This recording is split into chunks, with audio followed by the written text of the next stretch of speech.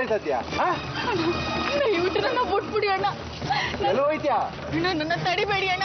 ನಮ್ಮೂರಿಗೆ ನಾನು ಹೊಂಟೋಯ್ತೀನಿ. ಬ್ಯಾಡ ಬಿಟ್ಬಿಡಿ. ಬ್ಯಾಡ ಅಣ್ಣ. ಏನಾರ ಸೌಕರ್ಯ ಗೊತ್ತಾಯ್ತು ಅಂದ್ರೆ ಅಣ್ಣ ನಿಮ್ ತಂಗಿಯಿಂದ ತಿಳ್ಕೊಳ್ಳಿ. ನಾನು ಬರೋಕಿಲ್ಲ ಅಣ್ಣ. ಬ್ಯಾಡ ಬಿಟ್ಬಿಡಿ. ಪಥ್ಯ ಇಲ್ವಾ ಈಗ? ದಯವಿಟ್ಟು ನನ್ನ ಬಿಟ್ಬಿಡಿ. ನನ್ನ ತಡಿಬೇಡಿ.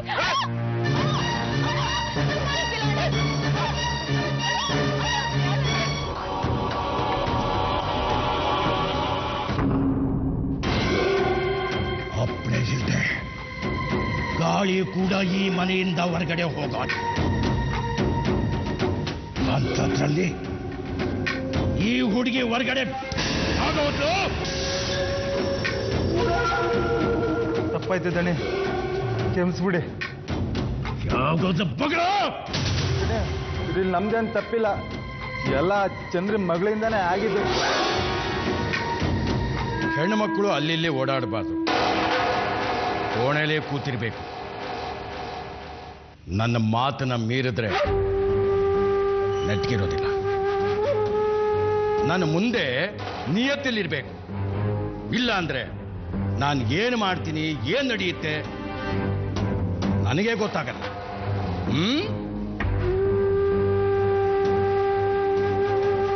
ನಿನ್ನ ಹೊಟ್ಟೆಯಲ್ಲಿ ನನ್ನ ವಂಶದ ಕುಡಿ ಬೆಳೀತಿದೆ,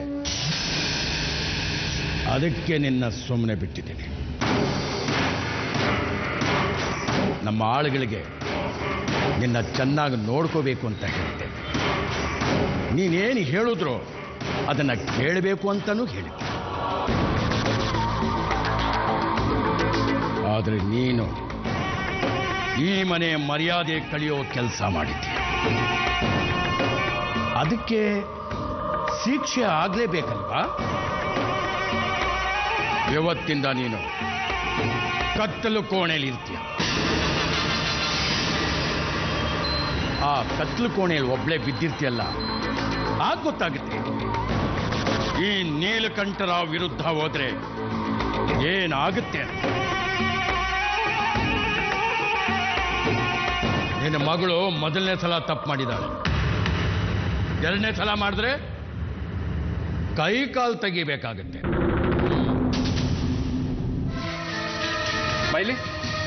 ಏನ್ ಶ್ರೀಕಾಂತಪ್ಪರೇ, ಆ ಹುಡುಗಿನ ಯಾಕೆ ಹಾಗೆ ಹೇಳ್ಕೊಂಡು ಹೋಗ್ತಿದ್ದಾರೆ?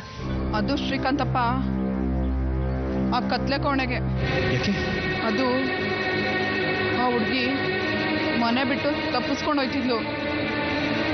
ಆಳ್ಗಳೋಗಿ ಅವಳನ್ನ ಹಿಡ್ಕೊಬಂದ್ರು. ಈ ವಿಷಯ ದೊಡ್ಡ ಯಜಮಾನ್ರಿಗೆ ಗೊತ್ತಾಗೋಯ್ತು. ನಿಮಗೆ ಗೊತ್ತಲ್ಲ, ಅವ್ರಿಗೆ ಸ್ಯಾನೆ ಕೋಪ ಅಂತ. ಅದಕ್ಕೆ ಆ ಕತ್ಲೆ ಕೋಣೆ ಕೂಡಾಕ್ಸಿದ್ದಾರೆ. ಯಾರು ಅಲ್ಲಿ ಹೋಗ್ಬಾರ್ದು, ಅವಳು ಕೂಡ ಯಾರು ಮಾತಾಡಬಾರ್ದು ಅಂತ ಅಪ್ಪಣೆ ಮಾಡೋರೆ ಶ್ರೀಕಾಂತಪ್ಪ. ಅಲ್ಲ ಶ್ರೀ, ಹೀಗೆಲ್ಲ ಮಾಡೋದಕ್ಕೆ ನಿಮ್ಮ ಅಪ್ಪನಿಗೆ ಹೇಗಾದ್ರೂ ಮನ್ಸು ಬರುತ್ತೆ? ಪಾಪ ಹುಡುಗಿ ಆ ಕತ್ಲೆ ಕೋಣೆಯಲ್ಲಿ ಒಬ್ಳೆ ಹೇಗಿರ್ತಾಳೋ ಏನೋ.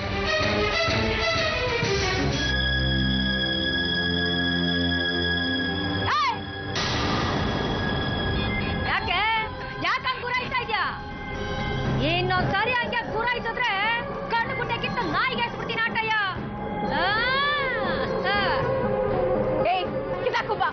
ಕಿದಾಕುಬ ನನ್ ಕಣ್ಗುಡೇನ